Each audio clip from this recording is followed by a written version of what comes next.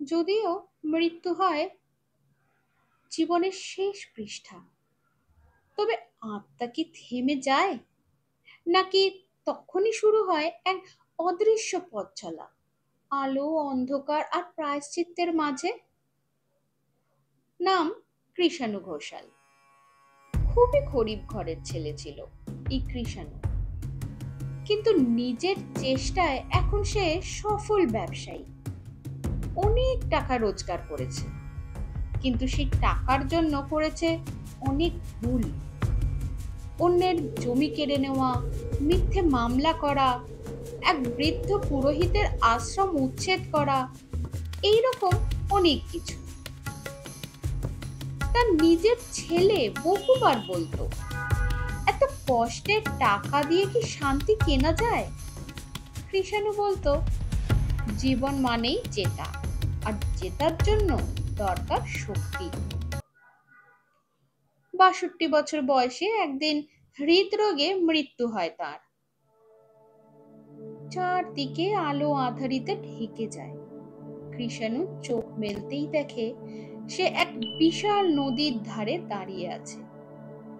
চারপাশে নীরব, অদ্ভুত এক আলো। সামনে একজন সন্ন্যাসীর মতন চেহারার মানুষ। সন্ন্যাসী বললেন, তোমার জীবন শেষ, কিন্তু আত্মা শান্ত নয়, কারণ তুমি জানো তুমি ভুল করেছো। তোমার আত্মাকে এক কাজ করতে হবে।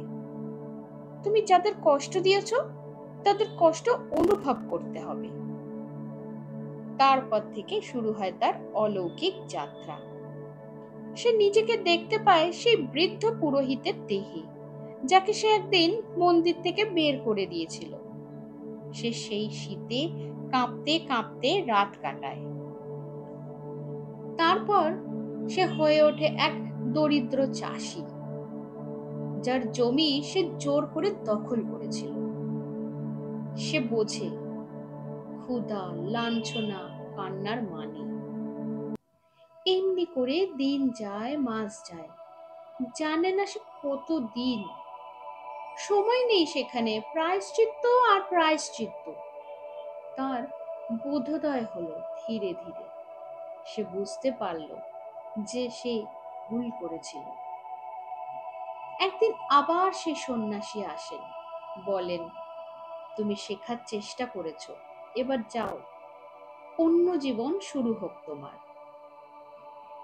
তুমি এবার মানুষ রূপে, নতুন রূপে জন্মাবে।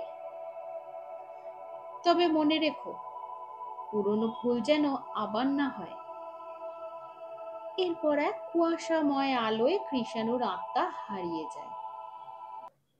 এর বেশ কিছুদিন পর নদীর ধারে এক গরিব ব্রাহ্মণের ঘরে এক ছোট্ট ছেলে জন্মালো। সে ছিল শান্ত, মিষ্টি আর ভগবানের খুব কাছে।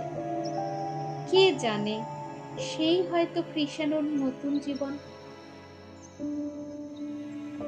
জীবন শেষ হলেও শিক্ষা শেষ হয় না।